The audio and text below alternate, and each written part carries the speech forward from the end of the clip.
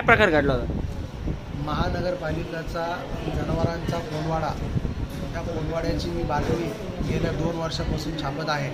त्याचा मी पाठपुरावा करत आहे आणि त्या बातमी छापल्यामुळं माझ्यावर काल सकाळी 10:30च्या दरम्यान अरुण गाडे यांनी हल्ला केला, मला मारहाण केली. त्यांनी त्याच्या पत्नीनं, त्यांच्या मुलानं आणि त्याच्या 2 नातेवाईकांनी माझ्यावरती हल्ला चढवला. मी आज 2 दिवसापासून त्याच्या सामान्य रुग्णालय घाटीमध्ये उपचार घेत आहे.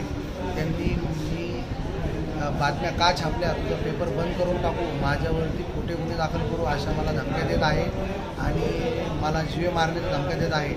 त्यांच्यावरती कारवाई करण्यात यावी. आयुक्त साहेबांनाही मी बोललो, आयुक्त साहेब त्यांच्यावर कारवाई करत नाही आणि माननीय पोलीस अधीक्षक साहेब यांनी, मी पत्रकार महामाया पेपरचे संपादक असल्यामुळे ते लोक माझ्यावर दोष धरून मला जीवे मारण्याच्या धमक्या देत आहे आणि माझ्यावर खोटे गुन्हे दाखल करू असे ते माझ्यासोबत चाल करत आहे.